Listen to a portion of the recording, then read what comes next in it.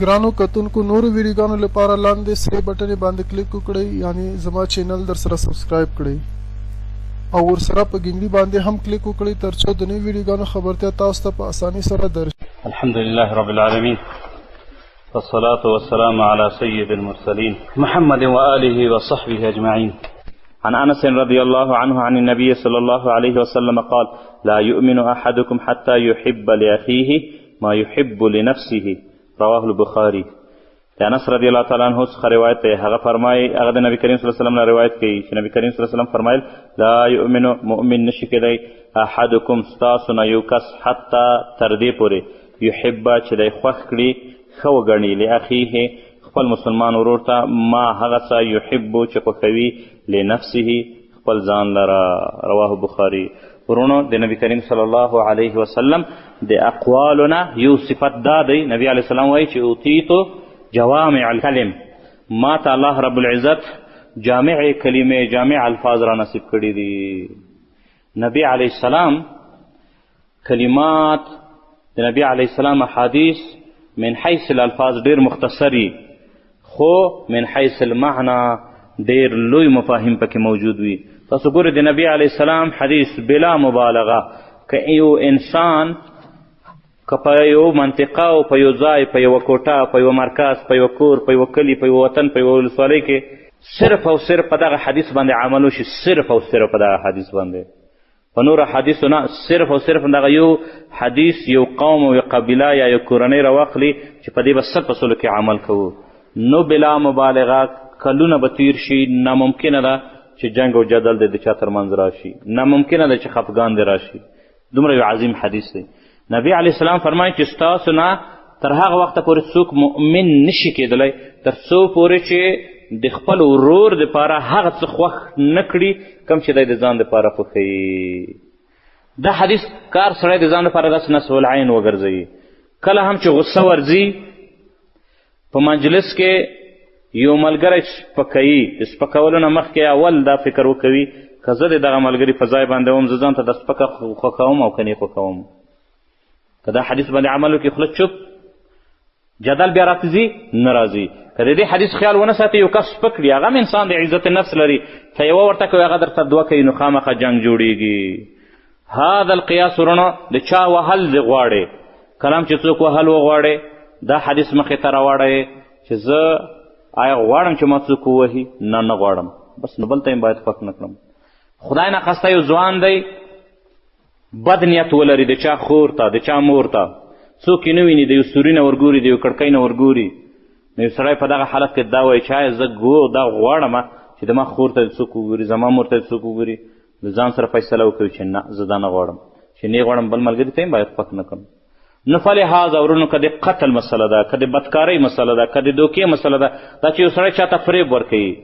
د فریب ورکولو نه مخکې دوکاندار دا د ځان سره دا حدیث مخې ته کېږي چې زه غواړم چې ما سره څوک دوکه وکوي، نه نو باید د بل سره هم زه ونه کوم. د چا سپکوی په دغه وخت کې همدغه وکوي، د چا وهل، د چا قتل، د چا مال غلا کول، د چا ناموس ته کتل، البته ټول ګناهونه خامخا د یو نه یو چا په حق کې کېږي. د نبی علیه السلام په زمانه کې یو کس راغی، اسلام ابتدا و قسم قسم خلک به راتلل، نو هغه وویل چې یا رسول الله زه خو شهواني سړی یم، هر څه منلی شم، خو زه د شهواني مسلې نه د بدکارۍ نه ځان زه نشم ساتلی. نبی علیه السلام او صحابه ورباندې ورمنډه نه کړه چې وهل چې ټوکول او چې بد او سپک چې دا دې څه وویلی. نبی علیه السلام ورته درسته ده، آیا ته غواړې چې تا خور سره څوک دا کار وکوي؟ هغه عربو کې ډېر غیرت و، په جاهلیت زمانه هم و کفار هم و، په دې مسایلو کې ډېر غیرت پکې موجود و، قبایلي ژوند و. هرګز نه غواړم یو نبی علیه السلام ورته شمار که خور او مور او خاله او عمه او فلان. ته چې د کار کول غواړې دا به د اسمان نه رالوېدلي، دا ښځه خامخا به د چا خور وي، د چا به مور وي، چا به خاله وي، د چا خو به ناموس وي او که نه. نو چې د چا ناموس وي آیا هغه سړی غیرت نه لري؟ ته دغه سړي خیال نه ساتې. هغه کس چې نوی د اسلام په خاطر راغلی چې اسلام قبول کړي، الله رب العزت انشراح صدر وکولو، سینه یې خلاصه شو دې خبرې ته، پوه شو چې رښتیا وایي. نو فلهذا ورونو دغه حدیث مخې دپاره په خپل مخ دپاره نصب العین داسې د لوحې په شان ته یې راځوړند کړي چې هر یو کار کوئ، که کله هم چاته قهر راتلو، غصه م راغله، څوک تحقیرول وغواړئ و چا باندې زړه یخول غواړئ چې هر څه کوئ لومړی دا حدیث مخې ته کښېږده شاید ته ځان لپاره دا غواړې که نه غواړې باید د بل سره هم دا کار ونه کوې که دې وکولو ظالم یې ته د نبي علیه السلام د سنت مخالفت ته هم وکولو او اتباع د خپل احوا او شهوت ته هم وکوله دا په خوله باندې ورونو نه کېږي چې سړی دا ووایي چې زه د خلکو خیال ساتم دا په عمل باندې سړی ثابته کړي چې ته د خلکو خیال ساتې او که نه ساتې نو دا عظیم حدیث دی الله رب العزت موږ ته د عمل کول توفیق پرې رانصیب کړي کیدای شي دا حدیث څوک راواخلي غلطې بیا استعمال کړي وایي چې والا زه غواړم چې ځان ته اجر و ثواب زه غواړم نو زه نه غواړم چې بل ملګری زه ځان ته دا اجر ثواب خوښوم نو باید مسلمان ورور ته هم خوښ کړم نو زه بوشکه نه راوړم دا بل مسلمان یې باید راوړي چې اجر ثواب ورته میلاو شي یو سړی ووایي چې د اجر ډېر غټ اجر ثواب دی د پیرې یقینا اجر ثواب ډېر زیات دی فلاني جانه ورشه والا په تا مې لورېږي ځان دپاره چې خوښوم تر هغه مؤمن نه شم کېدای چې دا ورونو باید فرق فاستبقوا الخیرات د نیکۍ په کار کې به بل لاس نیسي خپله به منډه وهئ ځان به ورته رسوي خو په دنیاوي ژوند کې په حقوقو کې به بل ورور مخکې کوي خپل ځان به شاته کوي ایثار دې ته وایي په نیکو کارونو کې به ایثار نه کوي په نیکو کارونو کې به خپله ځان نبي علیه السلام په یو غذا کې اعلان وکولو چې سبا ته به زه د جنډه یو داسې چاته ورکوم چې هم به الله ته راځي هم به رسول ته راځي هغه شپه صحابه وایي چې موږ خوب نه دی کړی هر سړی وایي چې یا رب دا به څوک یا رب چې ما ته یې راکړي صرف د جنډه ورکول دا نه و چې په کم سټیج او په جلسه کې یو چت کړي